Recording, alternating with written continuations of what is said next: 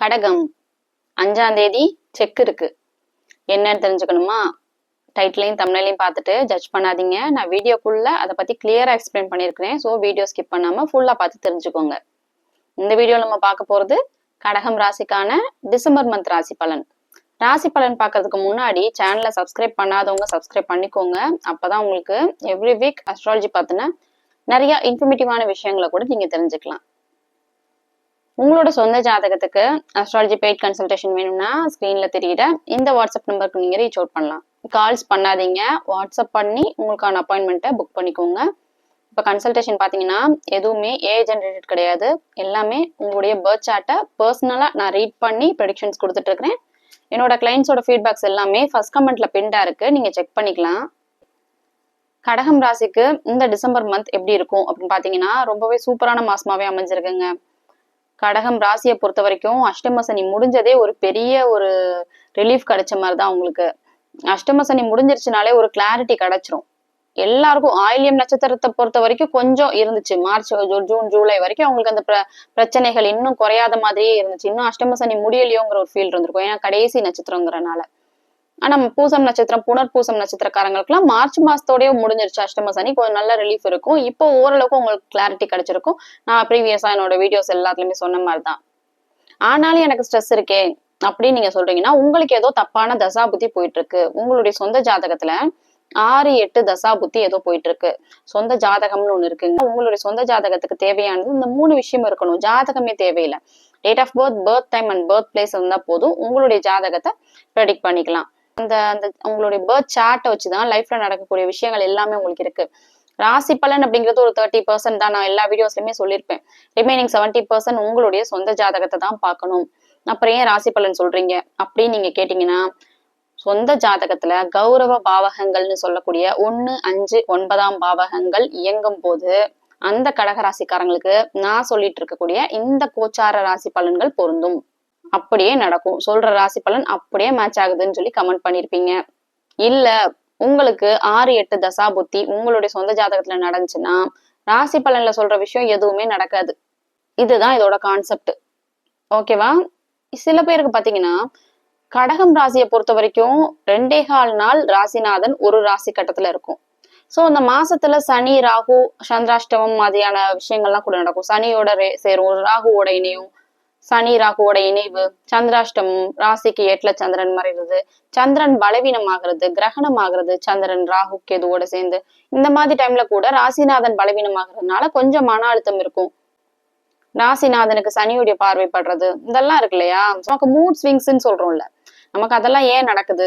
ராசிநாதன் பலவீனம் ஆகுறதுனால கொஞ்சம் ஒரு மாதிரி இருக்கும். ராசிநாதன் குரு பார்வையில வருதா, சுக்கிரனோட இணைவுல வருதா, நல்லா இருக்கும், ஸ்ட்ராங்கா இருக்கும். அது ஃப்ரீக்வெண்டா உங்களுக்கு சுத்திட்டே இருக்குல்ல. நம்ம கடகம் ராசியை பொறுத்த வரைக்கும் 2.25 நாள் ஒரு ராசி கட்டத்துல இருக்கனால கடகம் ராசிக்காரங்களுக்கு பாத்தீங்கன்னா எப்பயுமே ஒரு குழப்பமான சூழ்நிலையிலே இருக்கிற மாதிரி இருக்கும்.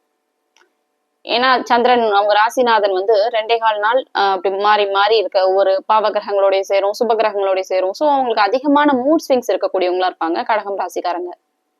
இந்த டிசம்பர் மாசம் சூப்பரா அமைஞ்சிருக்குங்க. ராசிநாதனான சந்திரன் மாச தொடக்கத்திலேயே கார்த்திகை பௌர்ணமின்னு சொல்லக்கூடிய ஒரு சூப்பரான பௌர்ணமி. அது ரொம்ப விசேஷம், பௌர்ணமிலே ரொம்ப விசேஷமான பௌர்ணமி. ஏன்னா சந்திரன் உச்சத்தையும் அடைஞ்சு பௌர்ணமி நிலையையும் அடையும்.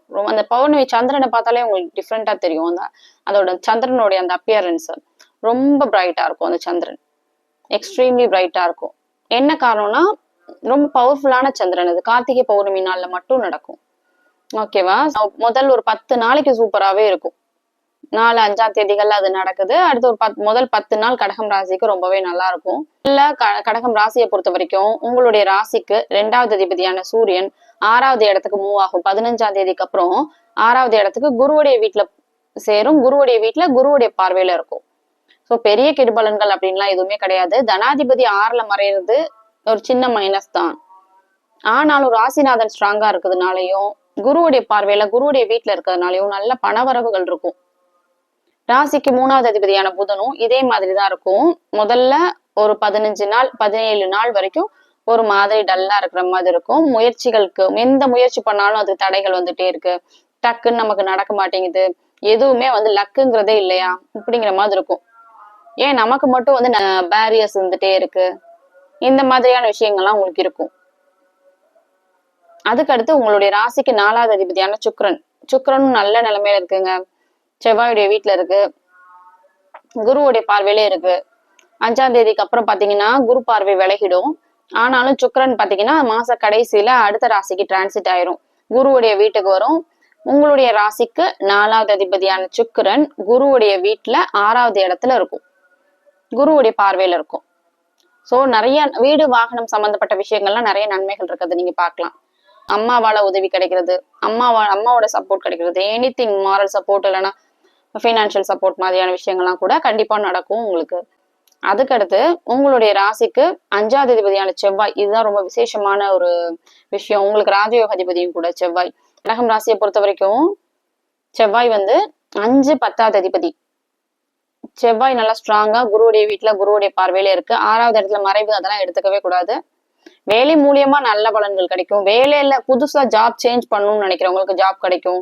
புது ஜாப்ல சார்ந்தவங்களுக்கு ஜாப் கிடைக்கும். ப்ரொமோஷன் கிடைக்கும், ஜாப்ல அப்ரிசியேஷன் கிடைக்கிறது, ஆன்சைட் ஆப்பர்ச்சுனிட்டி கிடைக்கிறது, இதெல்லாம் கூட நடக்கும். ரியல் எஸ்டேட், மெடிசன் சம்பந்தமான ஃபீல்ட்ல இருக்கிறவங்களுக்கு எல்லாம் பாத்தீங்கன்னா நல்ல ஒரு இது கிடைக்கும். கன்ஸ்ட்ரக்ஷன் இண்டஸ்ட்ரியில இருக்கிறவங்களுக்கு எல்லாம் நிறைய பெனிஃபிட்ஸ் கிடைக்கும். ராசிக்கு 7 8வது அதிபதியான சனி குருவுடைய வீட்டுல இருக்கு. இப்பதான் அஷ்டம சனி முடிஞ்சிருக்கு. 9வது இடத்துல பாக்கிய ஸ்தானத்துல இருக்கிறதுனால ஒரு சின்ன மைனஸ் என்னன்னா, அப்பாவுடைய உடல்நிலையில கொஞ்சம் கவனம் வச்சுக்கணும். கொஞ்சம் அப்பா ஹெல்த் கம்மியாயிட்டே இருக்கிற மாதிரி, ஹெல்த் சரியில்லாம போற மாதிரி இருக்கும். அப்பா விட்டு நீங்க பிரிஞ்சிருக்கிற மாதிரியானதெல்லாம் இருக்கும். கடகம் ராசிக்காரங்க நிறைய பேர் பாத்தீங்கன்னா அப்பா விட்டு கொஞ்சம் செப்பரேட்டா இருப்பீங்க. வேலைக்காக, படிப்புக்காக, இல்ல வேற ஏதாவது ஒரு ரீசனுக்காக நீங்க தள்ளி இருக்கிற மாதிரி இருக்கும்.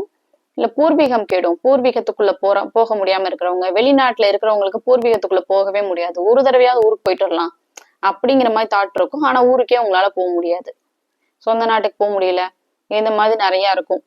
உங்களுடைய ராசிக்கு 10வது அதிபதி தொழில் ஸ்தானாதிபதி செவ்வாய், ராஜயோகாதிபதி. செவ்வாய் நல்லா ஸ்ட்ராங்கா குருவுடைய பார்வையில இருக்கு. புது தொழில் ஸ்டார்ட் பண்ணணும்னு நினைக்கிறவங்க, கூட்டு தொழில் பண்ணணும்னு நினைக்கிறவங்க எல்லாருக்குமே ரொம்ப சாதகமான மாசமாவே அமைஞ்சிருக்குங்க. உங்களுக்கு 2026 நல்ல ஒரு வருஷமா அமைஞ்சிருக்கு.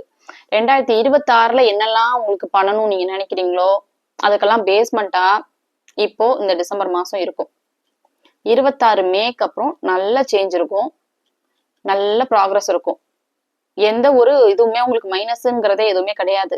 என்ன ஒரே ஒரு மைனஸ் என்னன்னா, இன்னும் எனக்கு ஏங்க இன்னும் ஒரு மாதிரி குழப்பமா இருக்கு அப்படிங்கிற மாதிரி நீங்க கேக்குறீங்கன்னா, 8ல ராகு இருக்கிறதுனாலதான். 8ல ராகு இருந்தாலும் குருவுடைய பார்வையிலே இருக்கு. ஸோ பெரிய அளவுல எல்லாம் எந்த கெடுபலன்கள் அப்படின்னு சொல்ற மாதிரி கடகம் ராசியை பொறுத்த வரைக்கும் இதுக்கு முன்னாடி அஷ்டம சனியில பட்ட கஷ்டம் அளவுக்குலாம் இப்ப எதுவுமே கிடையாது. எல்லாமே மாறுது, எல்லாமே பாசிட்டிவான ஒரு மாற்றமா இருக்குது. ஓவராலா இந்த டிசம்பர் மாசம் கடகம் ராசிக்கு சூப்பரான மாசமாவே அமைஞ்சிருக்கு. நான் சொன்ன இந்த விஷயங்கள் எல்லாம் உங்களுக்கு ரெசனேட் ஆச்சுன்னா எனக்கு கமெண்ட்ல சொல்லுங்க. உங்களோட சொந்த ஜாதகத்துக்கு அஸ்ட்ராலஜி பெய்ட் கன்சல்டேஷன் வேணும்னா ஸ்கிரீன்ல தெரியுற இந்த வாட்ஸ்அப் நம்பருக்கு நீங்க ரீச் அவுட் பண்ணலாம். மற்ற ராசிக்கான ராசி பலன் வீடியோ லிங்க் ஃபர்ஸ்ட் கமெண்ட்ல பின்டா இருக்கு, you can check them out.